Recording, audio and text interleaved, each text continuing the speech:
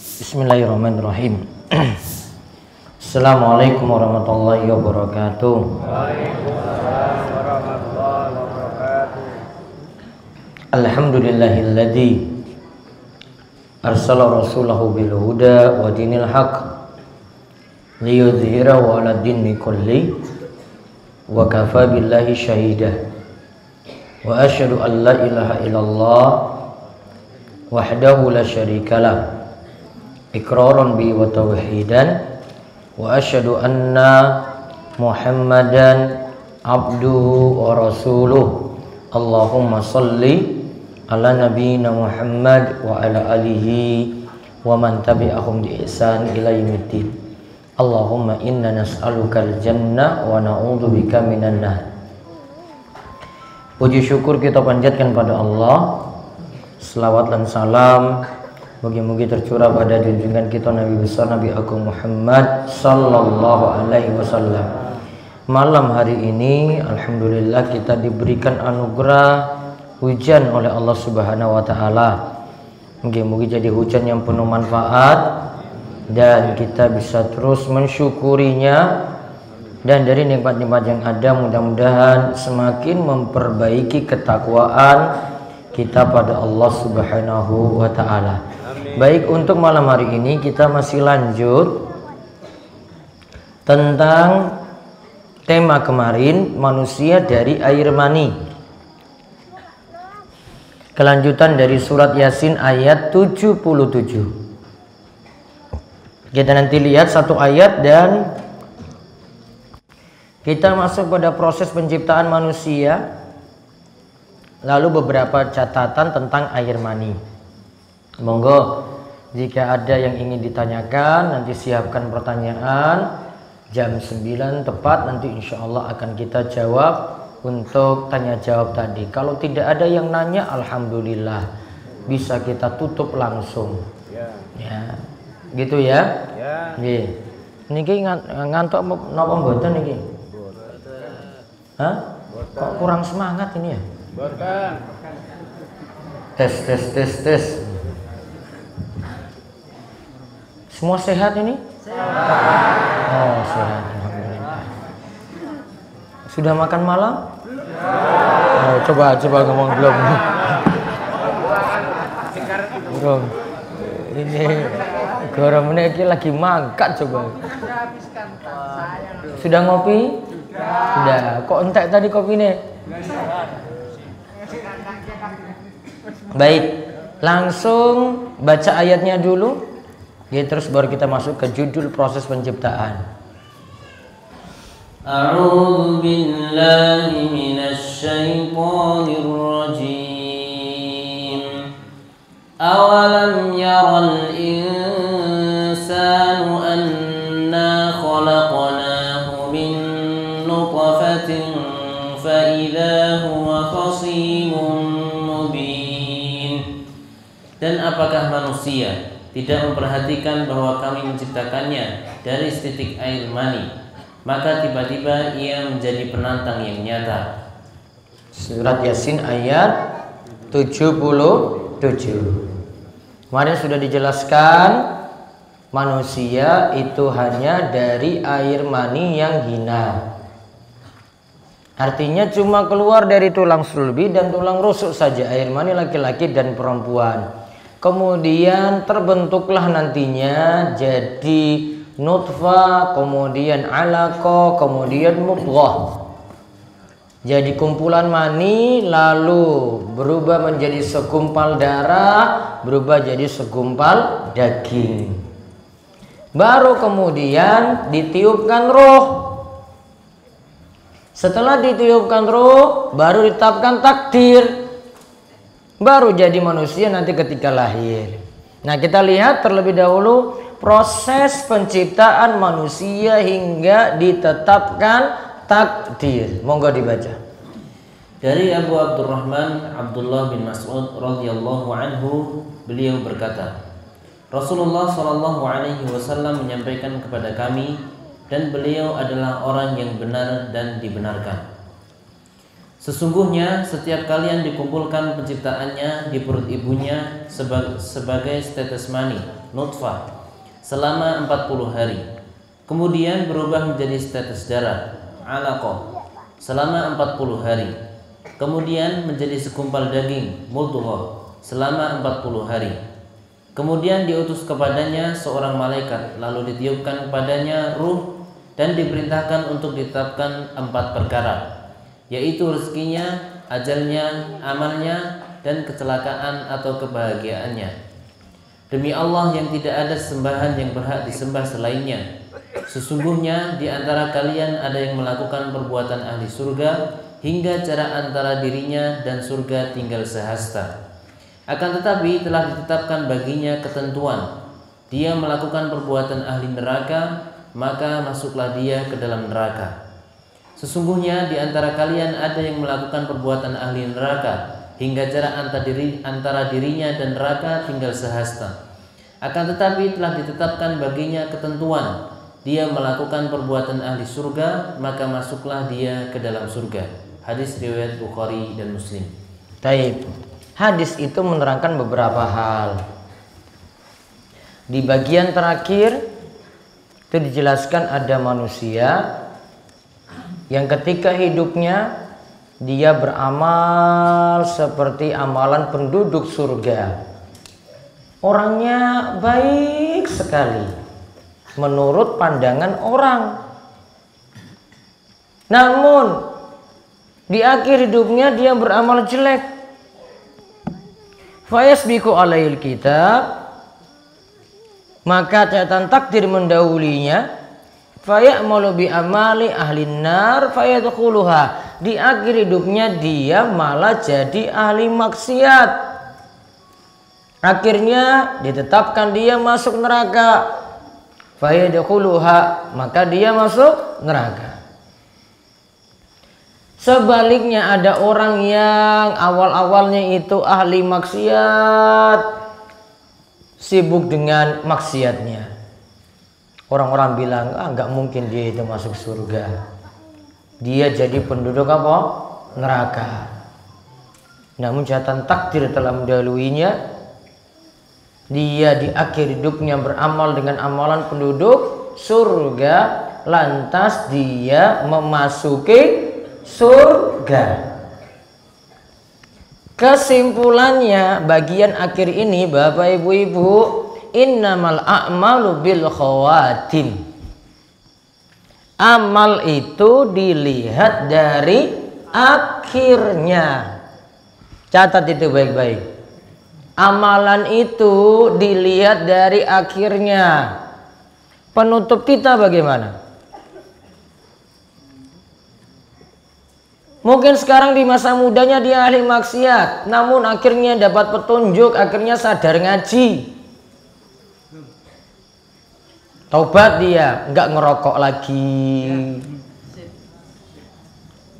Orang-orang sip iki, mudah-mudahan. Nggak minum miras lagi. Biasanya selingkuh, tobat meneh, orang selingkuh. Ya. Terus apa lagi? Biasanya main judi. Kalau kemaki ora apa-apa, ya memang dasarnya watake kaya ngono kok. Sudah karakternya gitu ya. Kepiye ora diubah. Sulit. Dari sononya pabriknya kayak gitu, ya gimana lagi?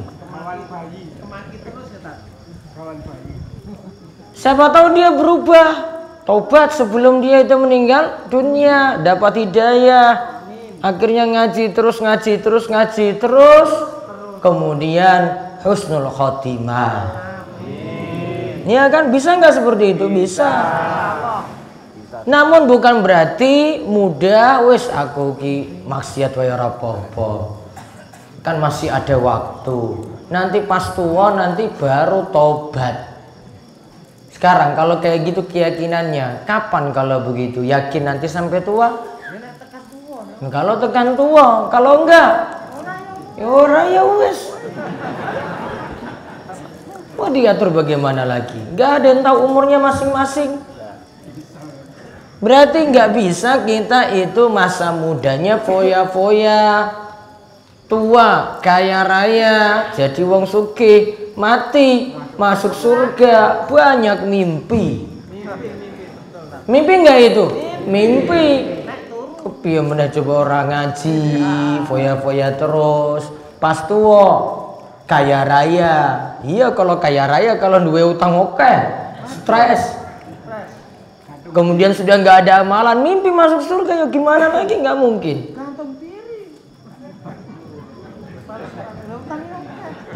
Tadi kan sudah diomongin kan ngeyel-ngeyelan, kok malah para tobat-tobat gitu. Kayaknya ingin balas dendam deh karena kemarin dikerjain ya. Soalnya kemarin praktek sholat itu giliran beliau itu yang dapat yang ngeyel-ngeyel terus kemarin. Tak tunjuk yang salah-salah, yang benar-benar itu orang lain. Emosi kayaknya kemarin. Mungkin balas dendam malam ini. Orang balas dendam toh.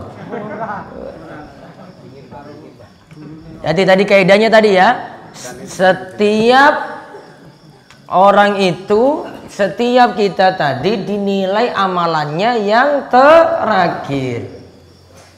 Innamal a'malu bil khawatim. Amalan itu tergantung pada akhirnya. Itu ingat satu poin penting. Oke, jadi akhir hidup kayak gimana?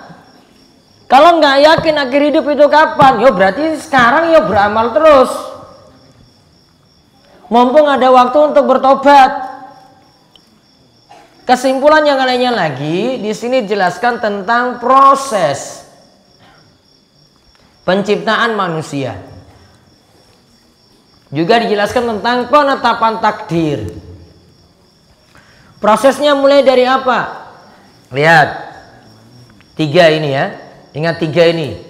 Yang pertama nutfah, yang kedua alaqah, yang ketiga mudghah. Coba diulang. Yang pertama nutfah, yang kedua alaqah, yang ketiga mudghah. Ulang. Yang pertama nutfah, yang kedua alaqah, yang ketiga mudghah. Ini 3 hal ini nanti sampai hari ke 120. 120 berarti berapa bulan, Bu? Ibu-ibu, 4 bulan. Kehamilan 4 bulan. Sampai kehamilan 4 bulan tadi, fasenya atau masanya dibagi 3. Ada nutfah, yang kedua alaqah, yang ketiga apa? Mudghah. Nutfah itu sekumpulan mani, alaqah itu sekumpulan darah, mudghah itu sekumpulan daging. Mani, darah, daging. Apa? Mani, darah, daging. Dibagi 3. 40 hari pertama nutfah, 40 hari kedua alaqah, 40 hari ketiga mudghah. Ulang. 40 hari pertama nutfah, 40 hari kedua alaqah, 40 hari ketiga mudghah. 40 hari pertama itu mani, 40 hari kedua itu darah, 40 hari ketiga itu daging. Nah, di sini ibu-ibu perhatikan. Nanti ini kaitannya kalian darah yang keluar. Kalau ada yang keguguran. Ini konsen ibu-ibu orang ngantuk. Ngantuk ini masalah besar bagi ibu-ibu. Ini bapak-bapak orang paham orang apa-apa. Ini masalah darah soalnya. Jenengan cuma tahu enaknya saja, nggak mau mikir-mikir kayak gini. Iya toh ibu-ibu? Nah, ibu lo. Lihat tadi fasenya berapa, Bu? 3. Nutfah, alaqah, mudghah. Sekarang misalnya ada yang keguguran di fase 40 pertama. Berarti dari 1 sampai 40. Dari hari pertama kehamilan sampai 40 ada yang mengalami keguguran di situ. Atau misalnya bayinya tidak berkembang sehingga dikuret. Ya kan kayak gitu kan ibu-ibu? Nah, Misalnya baru 3 minggu. 3 minggu kan berarti masih 40 hari kan? Masih. Ya, 3 minggu. 21 hari ya, berarti masih masuk. Maka kalau ada yang keguguran, itu belum bentuk apa-apa. Yang dalam kandungan tadi belum bentuk apa-apa. Berarti darahnya bukan darah nifas. Darahnya darah istihadah. Kalau nifas tidak boleh sholat. Kalau istihadah masih sholat walau ada darah. Paham ibu-ibu? Jenengan gak paham iki ora ninggal ke sholat loh ini. Makanya konsen ini. Orang paham-paham nih malah seseorang tak jawab meneh loh ini ibu-ibu orang. Ibu-ibu. Nah, awas orang konsen. Berarti tadi ulang, kalau 40 hari pertama keguguran darah ya apa? Darah nifas apa istihadah? Istihadah. Sholat atau tidak? Tetap sholat. Bukan darah nifas. Terus sekarang setelah nutfah, tadi fase apa namanya? Alaqah. Berarti dari 40 kedua, dari hari ke-41 sampai 80. Apa tadi namanya? Alaqah, sekumpulan darah. Segumpal darah. Ini juga belum ada bentuk. Bayinya juga belum ada bentuk. Maka kalau keguguran, ini misalnya 41 sampai 80. Nah, 3 bulan. Kandungan 3 bulan. Terus keguguran. Bayinya belum ada bentuknya juga. Maka darah yang keluar masih darah istihadah. Darah apa? Istihadah. Tetap sholat atau tidak? Tetap sholat. Belum darah nifas. Sudah berapa tadi? 2. Sekarang fase yang ketiga. Fase apa yang tadi ketiga? Mudghah. Apa tadi? Segumpal daging. Nah, dalam fase ini ada 2 kemungkinan. Ada 2 kemungkinan, J. Yang pertama, bisa jadi sudah terbentuk manusia di situ. Sudah terlihat itu kepalanya gimana, tangannya bagaimana, kakinya seperti apa. Di fase ketiga tadi dari 81 sampai 120 hari. Maka kalau sudah terbentuk organ tadi, nanti darahnya darah nifas. Darah apa? Ini bapak bengong ki ora paham paling ya toh. Darah apa bu? Nifas. Nifas sholat apa mboten? Mboten sholat.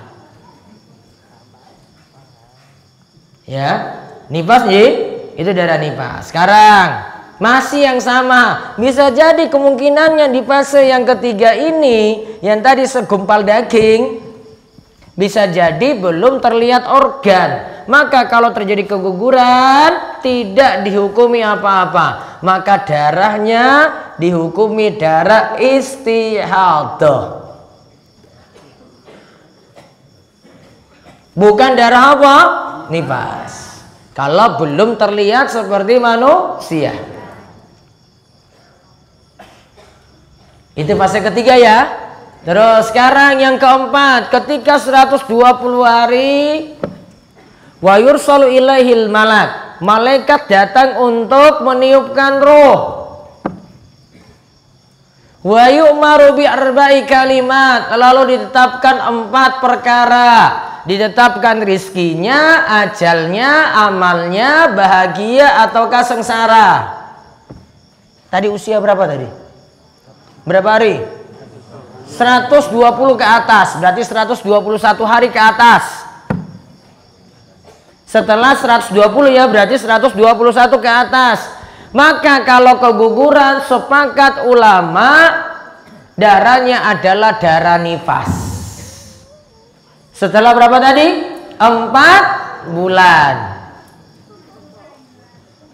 Setelah 4 bulan darahnya darah apa? Nifas. Sholat atau tidak, Bu? Tidak sholat. Berarti tidak selamanya orang keguguran walaupun darahnya itu keluar nantinya dihukumi tidak sholat. Kalau darahnya masih tadi fase pertama dan kedua, berarti sampai hari ke-80 darahnya tadi apa? Istihadah. Maka tetap sholat karena darah yang keluar itu darah kotor, darah istihadah. Baru nanti ke hari ke-80 ke atas itu baru berbeda lagi.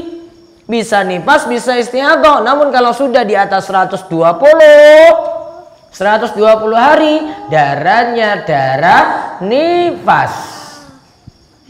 Paham ibu-ibu? Niki pun paham? Ya mudah-mudahan orang keguguran. Ya, didoakan baik-baik. Namun kalau ada kasus jenengan itu bisa jawab kayak tadi. Jadi tidak semua darahnya itu darah nifas kok langsung keluar gitu. Sudah keguguran kok langsung dihukumi nifas, belum tentu. Intinya tadi ada proses pembentukan ya janin, mulai dari nutfah terus alaqah kemudian mudghah. Konsekuensinya nanti apa, Pak? Bapak-bapak? Iki kok bengong wae ora paham-paham ya iki. Kaitan dengan jenengan apa? Kalau ibu itu tadi tidak sholat, kalau jenengan apa coba? Kaitannya apa dengan darah tadi? Najis lah. Najis kepiye? Istrinya najis? Apanya? Darahnya najis terus? Nggak tahu. Dilarang apa? Wes paham berarti? Paham.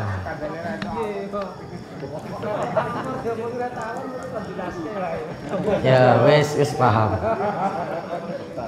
Sudah, sekarang beberapa catatan tentang air mani. 1. Pertama, mani itu cairan yang kental, memancar keluar ketika puncaknya syahwat. Nah, iki wis ora usah diterangke toh? Pun paham toh? Ya, terus kedua. Dalam bahasa Arab dikenal istilah al-istimna, yaitu memaksa keluarnya mani.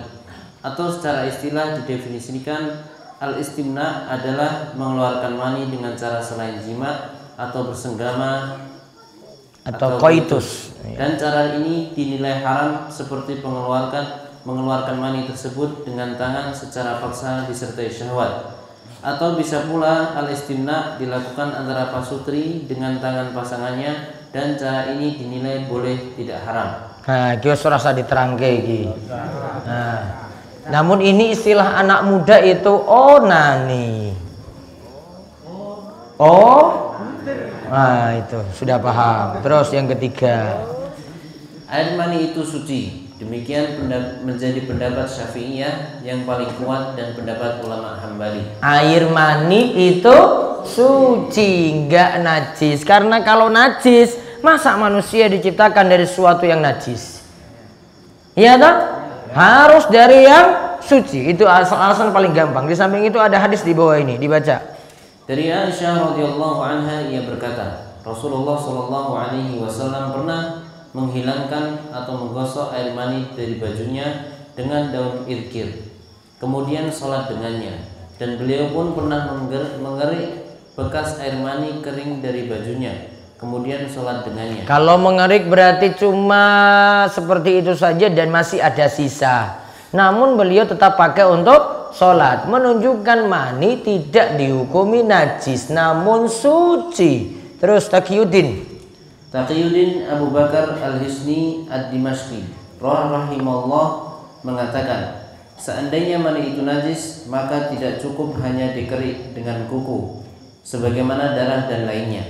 Sedangkan riwayat yang menyatakan bahwa mani tersebut dibersihkan dengan dicuci, maka ini hanya menunjukkan anjuran dan pilihan dalam menyucikan mani tersebut. Inilah cara mengkompromikan dua dalil di atas, Dan menurut ulama Syafi'iyah, hal ini berlaku untuk mani yang ada pada pria maupun wanita. Tidak ada beda antara keduanya.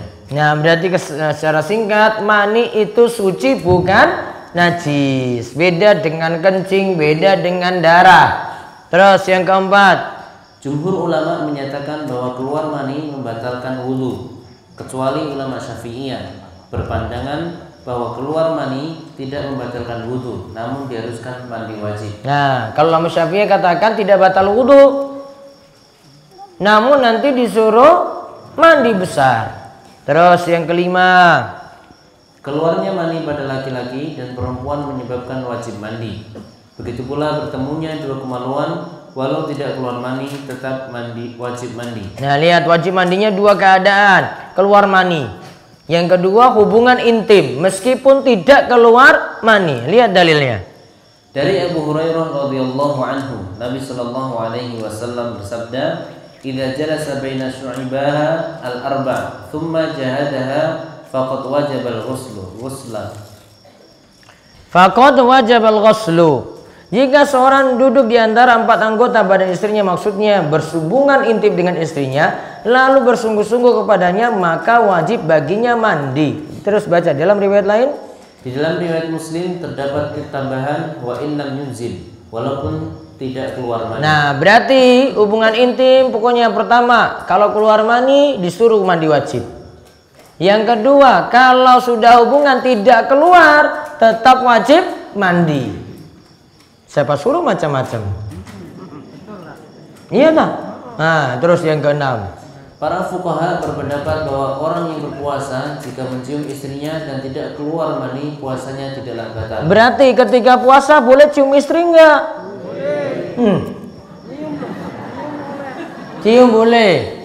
Istrinya siapa? Terus kita. Tadi puasanya batal enggak? Puasanya batal kalau sampai keluar mani. Itu nafsu banget berarti. Coba lihat dari Aisyah. Dari Aisyah radhiyallahu anha, ia berkata, Rasulullah shallallahu alaihi wasallam pernah mencium istrinya padahal beliau sedang puasa. Beliau mencium istrinya padahal sedang puasa, akan tetapi beliau mampu menahan syahwatnya. Muttafaqun alaih. Lafadznya dari Muslim, ditambahkan dalam riwayat lain yaitu di bulan Ramadan. Nah, Nabi SAW pernah di bulan Ramadan saat puasa mencium istrinya. Namun Nabi SAW mampu nahan syahwat. Beda kalau pengantin anyar. Meraisa. Terjadilah apa yang terjadi. Kalau sudah terjadi sampai hubungan di siang hari bulan Ramadan, maka disuruh apa? Bayar kafarat. Puasa ini batal, terus kafaratnya memerdekakan satu orang budak. Kalau tidak mampu berpuasa 2 bulan berturut-turut loh. Kalau baru 5 hari terus hari ke-6 capek misalnya, wah kon baleni meneh. Iya, rasa wae itu masa. Aduh. Namun kayak gini ini ya, walaupun jenengan bilang kayak gini, kasus kayak gini banyak loh. Kadang itu ya bukan istri orang ya iki. Ini sering itu DS lu dapat bayar kafaro, ada yang bayar fidyah. Ya sering kayak gini, Ustadz gimana kalau saya hubungan intim di bulan Ramadan, kafaronya bisa nggak nitip lewat DS? Waduh, ya bisa juga, tapi kok bisa bapak kayak gitu itu loh. Sering sekali. Iya, jadi nggak bilang kayak gini, siapa tahu nanti bisa kena juga. Iya.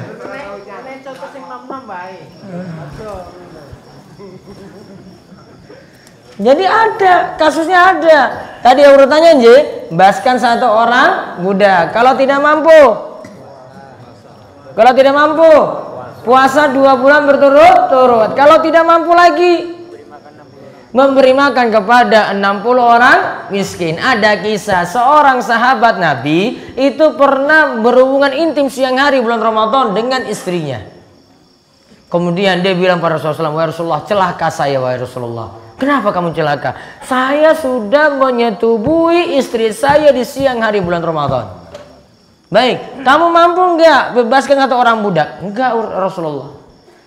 Terus, kalau kamu puasa 2 bulan berturut-turut? Enggak juga. Saya enggak sanggup. Terus, kamu bisa enggak beri makan kepada 60 orang miskin? Dia jawab, saya tidak punya apa-apa Rasulullah. Dari ujung kota Madinah sampai sini, yang paling miskin itu saya. Rasulullah tertawa. Ya Allah, iki wis kere. Nekat lagi siang bolong bulan Ramadan. Bingung kan tadi, coba lihat. Disuruh apa tadi coba? Suruh apa tadi? Bebaskan satu orang budak. Orang sanggup. Suruh apa lagi kedua? Puasa 2 bulan berturut-turut. Orang kuat. Yang ketiga, suruh beri makan 60 orang miskin. Dia yang paling miskin coba. Astagfirullah. Terus gimana Rasulullah memberi jawaban kayak gimana coba? Iki wis paling miskin satu kota Madinah loh, coba lihat. Berarti nerima sedekah. Maka Rasulullah masuk dalam rumah, kemudian ambil kurma sak nampan, ya. Satu keranjang Rasulullah bawa keluar itu ini. Kamu bawa pulang kurma ini kasih untuk keluargamu. Malah enak dia. Entok kurma coba. Mau kayak gitu? Kalau jenengan harus tak paksa terus, 2 bulan puasa. Enggak kasih makan pokoknya. Siapa suruh nekat. Namun seperti itu urutannya. Tapi masih jadi utang bagi orang tadi. Nanti kalau dia mampu, berarti harus bayar tadi satu orang budak. Kalau tidak puasa 2 bulan berturut-turut, atau ya tidak bisa lagi apa tadi? Memberi makan 60 orang miskin. Tunggu kemampuannya. Nah, di sini menunjukkan siang hari bulan Ramadan boleh tadi mencumbu asalkan kuat nahan syahwat. Yang tidak kuat nggak boleh nekat-nekat. Paham ini? Paham. Oh, sepura paling. Sek nom-nom iki lho, paham? Oh, pengantin anyar, paham? Paham. Baik, terus namun jika mencium istri sampai keluar mani, puasanya batal karena dihukumi mirip dengan berjima, berhubungan intim. Baik, kalau sampai mencium istri keluar mani, puasanya jadi batal. Namun dihukumi batal saja, disuruh ganti puasanya tadi, tidak disuruh bayar kafaroh seperti hubungan intim siang hari bulan Ramadan. Itu 6 hal kaitannya dengan air mani. Tadi mani itu ciri-cirinya ada, onani hukumnya bagaimana dijelaskan juga. Air mani itu suci, terus mani itu keluar membatalkan wudu ya, atau disuruh mandi. Kemudian mani itu menyebabkan mandi wajib. Kemudian jika mencium istri saat puasa tidak keluar mani, puasanya tidak batal. Namun kalau sampai keluar mani, puasanya batal. Wallahu a'lam bissawab. Baik, ada pertanyaan silahkan. Iya, tanya pakai mic. Boleh tanya pakai mic sekarang. Assalamualaikum warahmatullahi wabarakatuh. Waalaikumsalam warahmatullahi wabarakatuh. Tanya yang benar. Yang saya tanyakan gini, Tan. Hubungan intim kalau belum tahu, Tan. Misalnya kan belum tahu hukumnya. Misalnya sudah dulu karena sholat aja belum paham. Terus apakah hukum ini masih diterapkan untuk bayar kafarah, Tan? Atau puasa di bulan puasa? Oh, berarti wis tahu dulu gitu. Ya, bukan gini loh, Tan. Maksudnya kita kan yang pahamnya kan belum lama. Nggak usah. Siapa suruh baru paham? Ya, dulu kan belum paham. Kita ini semua belum paham, Tan. Itu bagaimana? Apakah masih dihukumi bayar kafarah, puasa 2 bulan? Kalau sekarang sudah panjang, takut nggak berani. Terima kasih. Assalamualaikum warahmatullahi wabarakatuh. Saya cuma mau jawab kalau sudah ngaji saya. Kalau yang belum ngaji ya sudah, banyak-banyak tobat pada Allah. Ya wis ngaji toh berarti tidak diulangi lagi. Terus yang lain. Nanya langsung boleh. Ibu-ibu ada nanya langsung? Nah itu ada mic Pak. Pak Sudari dulu di bawah itu. Kasih mic itu. Kurang nyolot.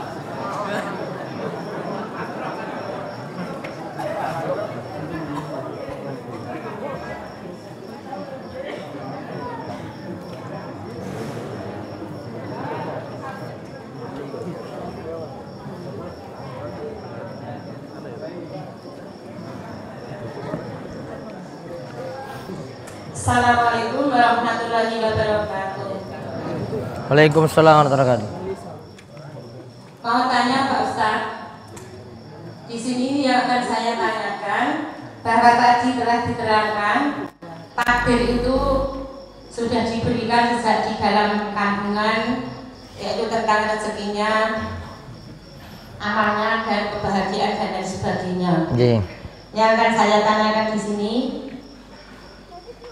apakah takdir itu bisa dirubah oleh manusia itu sendiri dengan usahanya yang baik? Contohnya, kita ditakdirkan hidup yang tidak bahagia karena manusia itu usaha dengan maksimal, ternyata bisa hidup dengan bahagia. Itu bisa atau tidak? Kita saja tidak tahu takdir kita sendiri, bagaimana mau bilang berubah? Gampang kan jawabnya? Intinya takdir bisa dirubah. Wong kita saja tidak tahu takdir kita sendiri, gimana mau tahu berubah? Kalau kita tahu takdir kita, baru kita bilang saya mau merubah takdir. Wong kita saja tidak tahu takdir kita sendiri, iya kan? Berarti kesimpulannya takdir tidak berubah karena manusia tidak tahu takdirnya sendiri. Manusia baru tahu itu takdirnya kalau sudah terjadi. Paham ini? Jadi pikirnya jadi gampang. Jadi pokoknya ilmu yang Allah tetapkan untuk takdir tidak jadi ilmu bagi kita. Kita tidak ada yang tahu besok mau makan apa. Ada yang tahu? Tidak.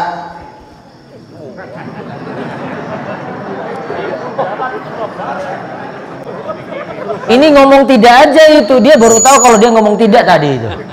Iya toh? Nah, tahu pas ngomong tadi. Kalau tidak seperti itu, dia nggak tahu kalau ngomong tidak. Wong ngeyel atau tidak aja baru tahu itu. Saya kok ngeyel sekarang ini. Iya kan? Ya. Iya. Sebelumnya tahu nggak? Oh enggak. Itu jadi kuncinya kita tidak tahu takdir kita sendiri. Berarti apa? Tugas kita cuma beramal, nggak usah banyak mikir takdir. Malah stres. Jenengan mau mikir takdir sekarang? Atau mau dibocorkan satu takdir saja? Ada yang mau? Coba jenengan sekarang diberitahu takdir untuk besok aja lah, coba lihat. Besok jam 1 siang ketabrak mobil di Wonosari. Ada yang mau tahu kayak begitu? Coba lihat. Kalau seandainya dibocorkan kayak gini, apa yang terjadi coba? Ustadz, saya ngaji aja terus diwarak, nggak usah pulang-pulang. Saya sudah dibocorkan takdir saya nanti jam 1 siang besok saya ketabrak mobil. Hidupnya tenang nggak kayak gitu? Mau takdirnya bocor satu saja? Siap nerima? Pak, diberitahu ya. Pak, jenengan besok mati jam 1 siang. Apa yang terjadi kalau dia diberitahu kayak gitu coba? Ustadz, aku neng masjid, wah Ustadz rasa metu Ustadz. Pokoknya saya ngaji aja terus biar husnul khotimah.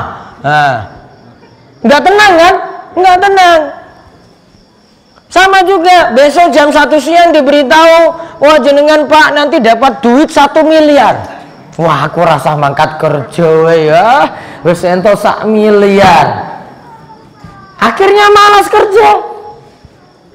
Maka takdir itu jadi rahasia Allah. Kita nggak ngurus masalah takdir-takdir ini. Jadi tadi yang dalam kandungan tetapkan apa tadi? Ajal, rizki, amalan, bahagia, sengsara. Itu nggak usah diurus. Ngapain dipikir tadi? Waduh, nanti besok saya masuk surga apa masuk neraka yo. Jangan-jangan saya ini ngaji malah sia-sia. Nggak usah mikir itu, yang penting ngaji, sholat, banyak amal. Selesai kan? Gampang toh? Gampang. Yang penting beriman, daripada nanti mikir, wah engkau aku beriman sih malah masuk neraka ke piye ya. Nah, mikir lagi toh, stres. Nah, bilang betul aja itu takdir itu, baru dia baru bilang tadi, baru tahu kita. Mana orangnya tadi? Bawah itu. Ada tanya lagi? Ibu-ibu ada? Belakang ada. Tanya lagi pokoknya, malam ini tanya aja. Belakang ada Ustaz. Nanti tanggal 6 dan tanggal 7 Maret itu ada daurah untuk warga Gunung Kidul, khusus spesial. Cuma tambah orang luar, cuma biker sunnah aja itu. Yang lainnya orang Gunung Kidul. Bukan orang Gunung Kidul nggak boleh. Kecuali nikah sama orang Gunung Kidul baru diizinin dia ikut. Ada? Iya, monggo Bu. Ada belakang. Sebentar, ada di bawah. Bagaimana hukumnya bayi tabung, Ustaz? Bayi tabung, suaminya siapa?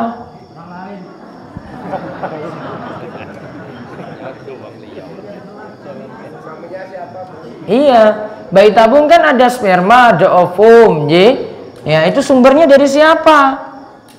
Itu aja jawabannya.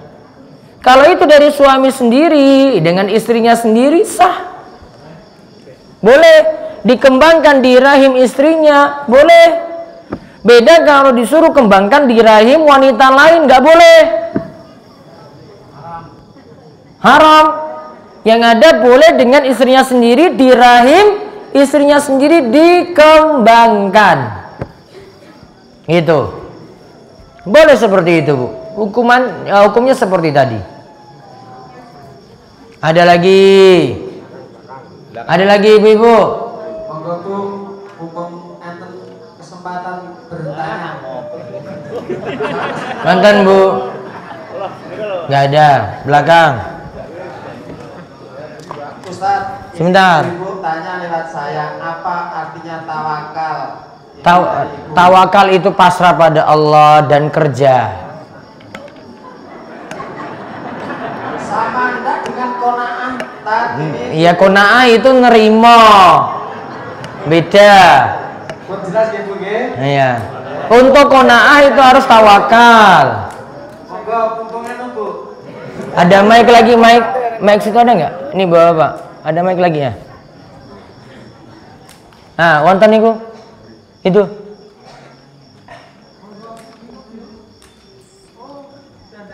Sudah nggak ada. Ya, mana Bapak tadi mic? Belakang.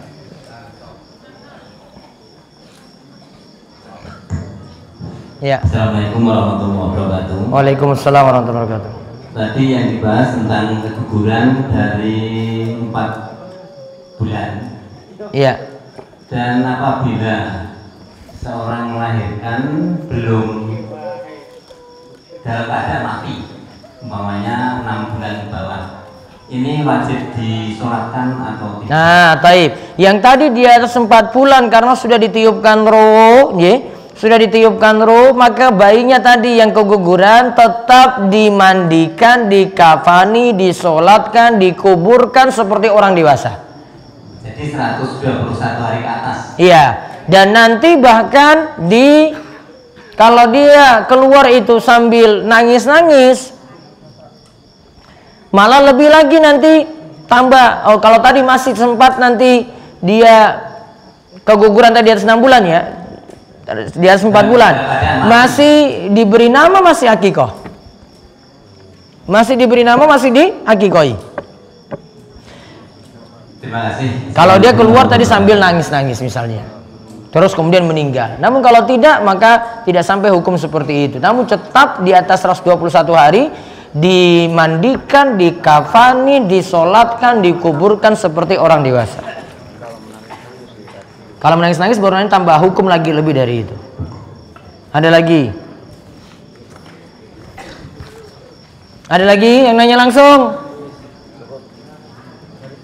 Mas dari radio ada? Ya. Yang mau tanya dari radio 0812 281 85131. Ya, saatnya untuk pertanyaan lewat radio. Yang pertama, Assalamualaikum warahmatullahi wabarakatuh, Ustaz. Waalaikumsalam warahmatullahi wabarakatuh. Di antara tanda-tanda hari kiamat adalah keluar Dajjal. Bagaimana keadaan manusia di saat itu? Apakah tetap beraktivitas? Iya ya caranya. Pas Dajjal metu terus manusia masih aktivitas enggak? Ya masih. Namun nanti sebentar lagi kiamat datang gitu. Tapi nanti manusia paling jelek nanti yang ketemu. Yang beriman nanti sudah mati ketika angin bertiup. Namun nanti angin ini datang setelah Dajjal, apakah sebelum Dajjal, ada penjelasan sendiri lagi. Baik, yang lainnya. Ya.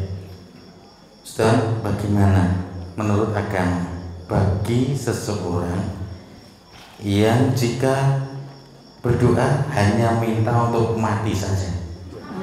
Enggak boleh. Minta mati saja, sesuatu yang tidak boleh diminta. Sama seperti kita minta musibah datang, gitu enggak boleh.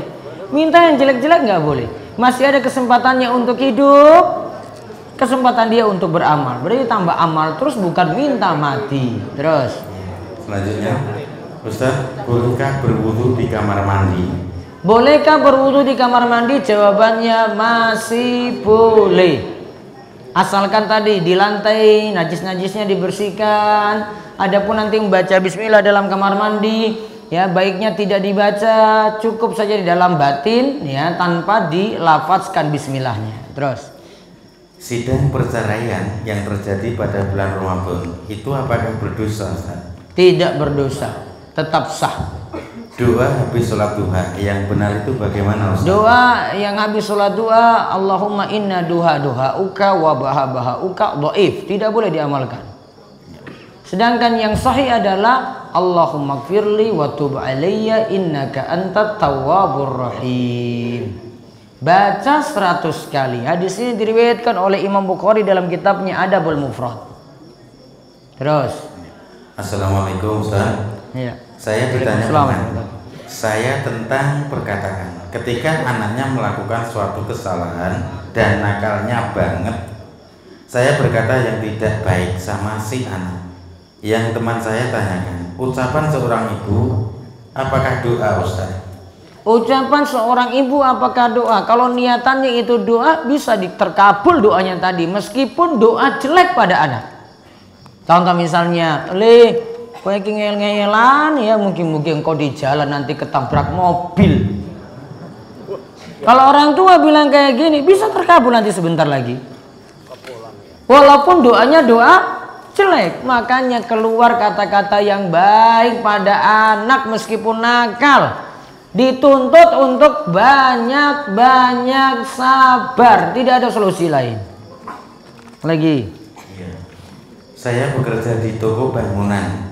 Kadang-kadang ada pembeli yang meminta dibuatkan nota yang harganya di atas harga sebenarnya. Nota palsu dosa. Iya kan?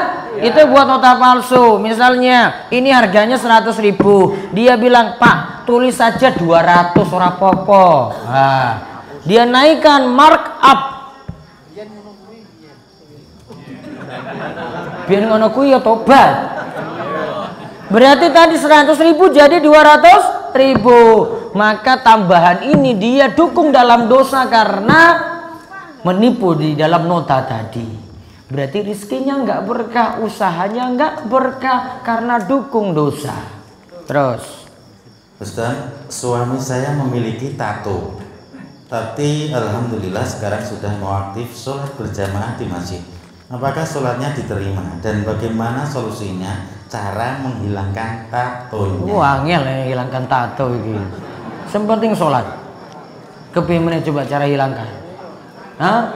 Angel lah. Sudah tobat, sudah nanti tetap sholat dalam keadaan wudhu seperti itu. Mudah-mudahan Allah banyak ampuni nanti. Terus. Merokok itu haram. merokok itu haram. Oh jelas. Terus Aku menjual rokok. Apakah hasil itu juga haram, Ustaz? Coba lihat, merokok kuwi haram, ya toh? Terus hukum jual rokok haram nggak? Haram. Misalnya miras itu haram nggak? Nah, jual miras haram. Berarti penghasilannya haram. Berkah nggak? Tidak. Maka rokok sama. Rokok tadi apa? Haram. Jual rokok haram. Penghasilannya haram. Berkah nggak? Tidak berkah. Wes, tobat pokoknya warungnya itu hilangkan rokok semuanya. Kepiye meneh coba. Nah, kalau jual dia dukung dalam maksiat. Biar nanti perokok cari rokok setengah mati sudah akhirnya dia berhenti merokok. Gitu aja selesai. Jadi kalau punya warung gimana? Hapus rokok dari warungnya. Titik pokoknya. Terus Ya.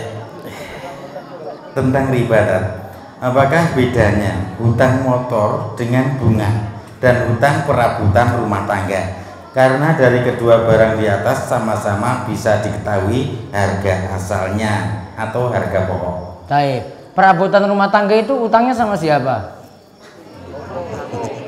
Sama bakulnya langsung. Nah, nggak ada leasingnya toh.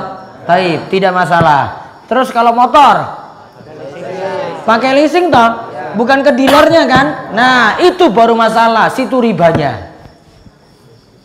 Sehingga tadi kalau dengan kredit motor riba. Berarti kalau kredit perabotan tadi kalau cuma dengan bakule langsung berarti tidak riba karena ngutang pada orangnya.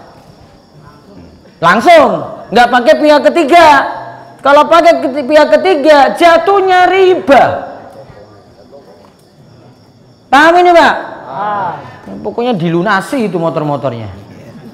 Terus kalau di dekat rumah kita ada kajian yang bersamaan dengan kajian lain yang jauh dari rumah, kajian mana yang harus saya hadiri? Ikuti kajian yang ada tuntunan saking Quran lan hadis. Kalau di rumah itu ada kajian seperti itu ikut. Kalau menjauh dari, kalau misalnya jauh saking tuntunan nggak usah ikut, malah capek duduk di situ. Ya, terus ya, selanjutnya saya meminjam uang dari saudara, lalu uang itu aku buat modal, tapi uang itu tidak ada bunganya. Apakah uang penghasilan itu termasuk riba, Ustaz? Betul, yang penting kembalikannya utuh pada saudara. Pada orang yang meminjamkan nanti kembalikan utuh. Dia nggak nyicil nanti tambah bunga nggak boleh. Kalau tambah bunga jatuh apa? Riba. Atau dia kasih bagi hasil terus. Kalau niatannya cuma pinjamin kembalikan utuh, berarti tidak ada bagi hasil. Yang ada nanti kembalikan utuh ketika dia sudah sepakat pada waktu tertentu untuk kembali. Terus, Ustaz, kalau ada pesanan dagangan saya, contohnya apem, untuk selamatan, gimana Ustaz? Hukumnya boleh atau tidak? wah ini lagi jawab ya. Angel ini. Ora entok kowe. Wes. Lanjut. Ya. Sementara pertanyaan dari radio sudah selesai. Baik. Apakah yang akhir hidupnya su'ul khotimah namun semasa hidupnya banyak amal ibadah yang dilakukan tetap membuatnya masuk neraka? Pokoknya akhir hidupnya bagaimana? Dia tutup dengan maksiat ataukah dengan taubat? Kalau dia tutup dengan taubat, ya berarti dosa-dosanya sebelumnya terhapus. Namun kalau dia tutup dengan maksiat, hati-hati. Bisa jadi maksiatnya itu dosa kekafiran, berarti membuatnya kekal dalam neraka. Kalau dosanya itu maksiat, berarti atas kehendak Allah dia bisa masuk neraka. Ustadz, bagaimana sejarah perang salib sebenarnya? Apakah yang didokumentasikan di film Kingdom of Heaven itu sejarah aslinya? Wallahu a'lam, saya belum meneliti. Wes. Dan juga nggak pernah nonton film kayak begitu. Cukup? Ya sudah. Nggak ada lagi? Nggak ada. Ya. Nah, satu lagi. Assalamualaikum warahmatullahi wabarakatuh. Waalaikumsalam warahmatullahi wabarakatuh. Setelah saya ada istilah murka dan sesat. Murka? Murka dan sesat. Murka dan sesat. Surat Al-Fatihah. Murka itu seperti apa dan sesat seperti apa? Kalau sesat itu tadi istilah untuk dolin, orang Nasrani. Kalau murka itu maghdub alaihim, berarti orang Yahudi. Kalau sesat tadi tidak punya ilmu. Kalau maghdub alaihim dapat murka, enggak mau beramal. Orang muslim harus berilmu, beramal, biar lepas dari dhalin dan maghdub alaihim. Terus yang kedua, ada seorang alim ulama yang tahu dan pengalaman dengan agama, tapi tidak pernah mengaji lah, itu dapat pahala tidak? Tidak pernah mengaji dalam hal apa? Pengajian atau kalau berjamaah tuh sering, tapi pengajian itu tidak pernah, apa itu dapat pahala gitu. Ya ilmunya nggak manfaat apa-apa, nggak ada buahnya. Karena ilmunya baru dapat buahnya kalau ada amal terus didakwahkan. Seperti itu. Waalaikumsalam warahmatullahi wabarakatuh. Demikian yang kita bahas. Oh iya, pengumuman malam Sabtu tetap ada. Kemudian hari Ahad besok di Ahad pagi ada tetap ya di DS ya, kajian Bulughul Maram. Ya, nanti kalau ada yang belum dapat kitab bisa kita kasih dari DS untuk bapak-bapak. Terus jam 6:30, jam 7 besok Ahad apa? Kliwon ya, berarti kajian di Tanjung Sari di ada Tanjung Sari datang? SMK SMA Tanjung Sari di Kemiri. Ya, terus jam 9 kajian di Karangtengah di Balai SD Muhammadiyah. Karangtengah. Baik. Terus habis itu jam 12 di Ngawen itu di mana kemarin Pak Parji? Masjid Al-Hamid Bendo. Masjid Al-Hamid Bendo. Iya. Ngawen. Iya, Ngawen. Bendo itu nama dusun. Nama dusun. Desane? Desa nama desa, Ustaz. Nama Bendo desa. itu nama terus desa. dusunnya apa? Dusunnya Ya nanti dilengkapi selengkapnya ya. Jadi ada kajian di Tanjung Sari, terus Karangtengah, terus Ngawen nanti habis zuhur sampai selesai. Karena itu ada peletakan batu pertama dengan jamaah Masjid Pogong Dalangan dari Jogja. Demikian, mungkin manfaat, dan nanti tunggu info-infonya di grup DS dan di radio Darus Solihin. Demikian kita cukupkan. Nanti untuk pengumuman daurah pekan depan ada undangan. Nggak pakai undangan nggak boleh datang. Nanti ada undangan kita beri pekan depan insya Allah. Demikian, atau nanti malam Sabtu di Karangreja insya Allah sudah ada. Kita cukupkan, kita tutup kalian doa kafaratul majelis. Subhanakallahumma bihamdika asyhadu an la ilaha illa anta astaghfiruka wa atubu ilaik. Assalamualaikum warahmatullahi wabarakatuh. Hati-hati jalan licin, mungkin selamat sampai tujuan.